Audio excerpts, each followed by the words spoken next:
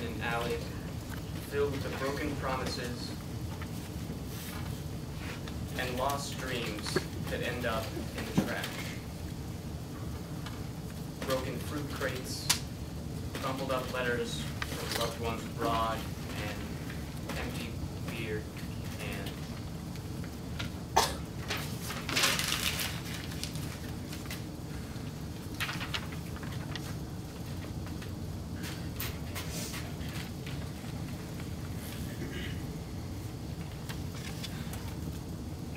She was the girl with the glass cart I thought I knew so well. She always knew exactly what to say and how to act, when she actually didn't at all. The scent of her was infused with dead roses, stale wine, and clouds of cigarette smoke. Cream white skin, honest blue eyes, and an enigmatic smile.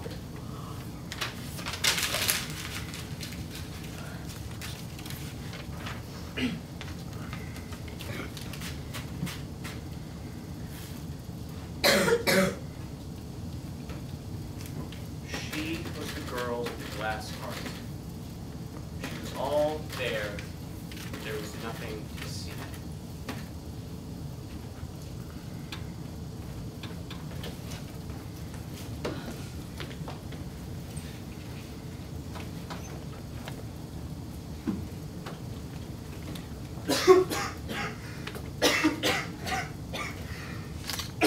You all right? I'm fine, thanks. Just needed to get some fresh air. I don't blame you. It's pretty crazy in there, and usually overwhelming for people who like to stick up town. What do you mean? Am I that obvious? I'm pretty good at reading people, but don't worry. Your secret's safe with me. Thanks. I'm Jack Farrier. Caroline. Just Caroline? Just Caroline. I like that. Just Caroline. Is it always like that in there? Just about, but after a while, not so bad. I figure I'm just so used to it I've become immune. Are you a writer? Well, I mean, I'm going to be. I just have to write something first. The bartender and I went to school together, and he said this place is full of characters. Any of the crazies give you any inspiration yet? This great American novel of yours better not be some rich kid expose on the dark world below Midtown. I'm writing about real people, crazy or sane, and their lives. People repeating moments with the cops, or one-night stands. New directions in a particular field of art, responsibility, and quarters. Never having enough or never having any quarters, you know. As hard as you try, you can't escape it because it's honesty. It's the truth. The truth is the one thing we can rely on in this world whenever we choose to use it. Though, I wish it would let some things go. You and me both. It just takes time. Or if it doesn't, and this is the shitty part, then it becomes one of our central conflicts in life. And if that's the case, fuck it. Or, as the good French people say, c'est la vie. C'est qui ne trouve pas plus fort. Damn, my accent is horrible. It used to be somewhat decent. It's not bad at all. You speak French? My mother was, or is, French, and my father was Creole. I spent most of my childhood in New Orleans, and everyone down there speaks some sort of French, and it's easy to pick up. I've been to France a few times. Oh, what's it like? I've always dreamed of going over there. I'd go over there, and the first person I'd bump into would be my mother, but damn, I miss New Orleans. Is it worth the trip? Oh, you've got blues, beer, hurricanes, strange patients, and Creoles, life in its freest form and glittering eye of absinthe. Oh, it's a mandatory stop. It's a whole lively culture in one beautiful area. You'll show me around. Sure, why not? Ah, New Orleans. C'est mes vraies maisons, les villecheurs, mon cher.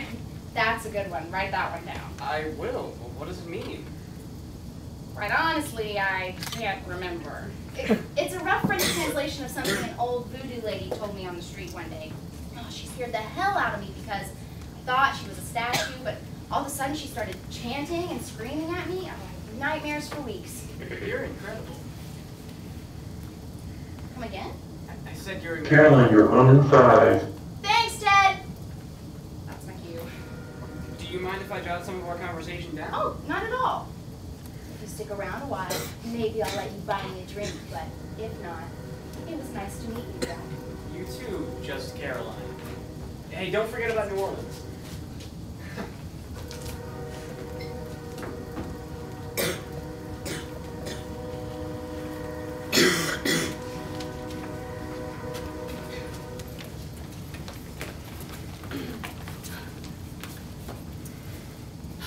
Where did you find this place? You won't believe me if I tell you. I'm guessing you helped a Charlie Chan type nab some guys smuggling narcotics and fortune cookies? No. Kung Fu stunt woman. Sadly, no. You play the taiko drum. I live upstairs. But I eat down here so much, it's like I live here too. The owners, they're practically family. I even made it into their family picture last New Year's. I think it's still somewhere on the wall. That must be why the host gave me that dirty look when we came in. Oh, Ken. He's always been protective of me, but when it got down to it, he couldn't hurt a fly. It's Barbie you've got to look out for. Their names are Barbie and Ken. I guess I'm partly to blame for that one. See, when they were moving into the building and applying for citizenship, they wanted real American-sounding names. I was just joking around, really. My dad and I, we threw out everything from Fred and Wilma to Elvis and Marilyn, but Miss Yunioshi loved it, and the name stuck ever since. That's wonderful.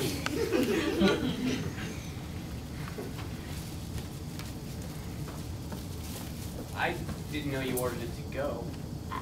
I thought we could eat it on the way. To... New Orleans? Caroline, we can't just go to New Orleans. Why?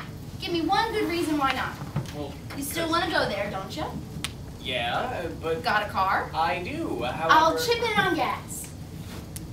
Okay, well, we can't just drop everything and go to New Orleans. We can plan a trip for the future. If you don't go today, who's to say you'll actually go tomorrow?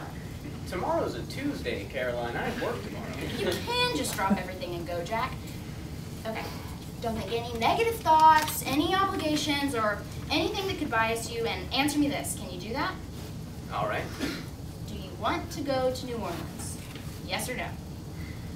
Yes, I would like to go to New Orleans. I can get us there by sunrise if we leave now. Are you in?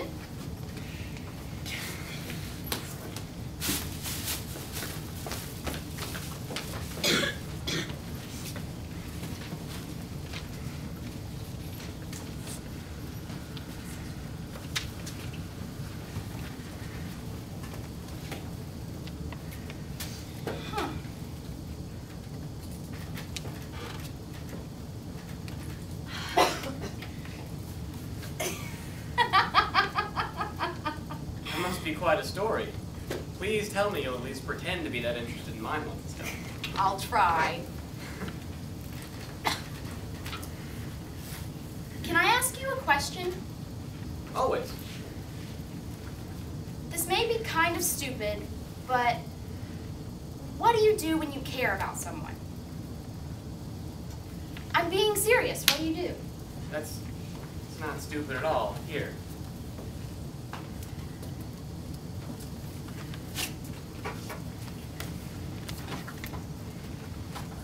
Okay, look, the most important thing about caring about someone is that you've got to tell them. You got to tell them how much they mean to you, even though it's scary as shit to be vulnerable and open with someone else. It's really scary. No one's ever made me feel the way you do. I don't know exactly what it is, but it's nice.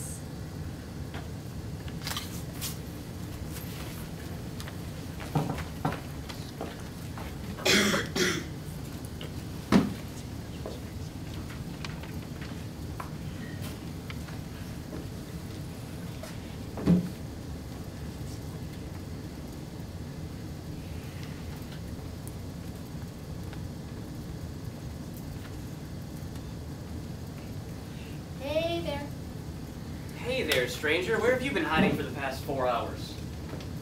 Nowhere? Nowhere. Well, were you doing something important at least, like looking for a new job? No. Of course not.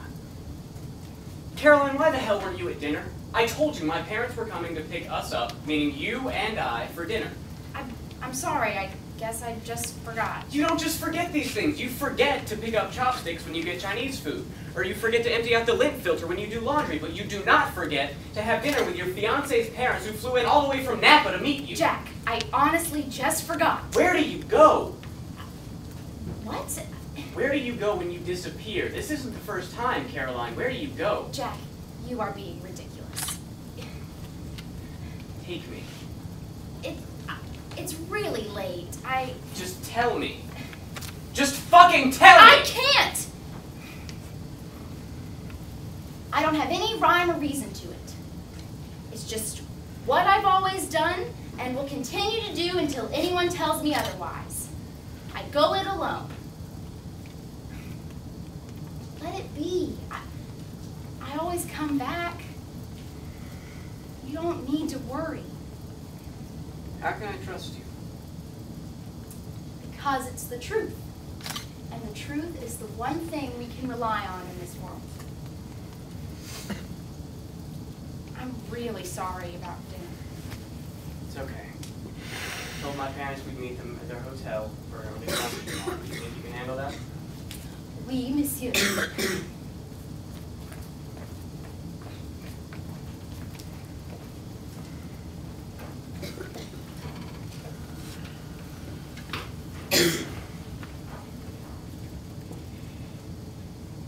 I couldn't help but love the girl with the glass heart, laying in an endless sea of passion, right next to me. She was mine, and I wanted and longed to be hers. But I was stupid. I was blinded by the petty side effects of that fucking drug called ignorance. And I was so damn concerned in seeing nothing instead of what was there right in front of me. I followed her to that place she ran to, where she could conceal herself and hide away. Yet inside, there was nothing there, nothing to see. I hastily moved forward to catch a glimpse or a glance, and in my quest I tripped over a piece of broken glass. Blood started to drip, staining my red shirt with the crimes of my blindness. Something was there all the time. Something sharp, something true, and something fragile that I was never able to see.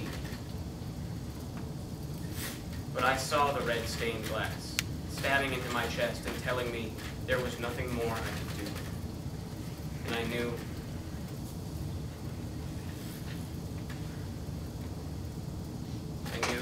the moment I had entered her hiding place was her last.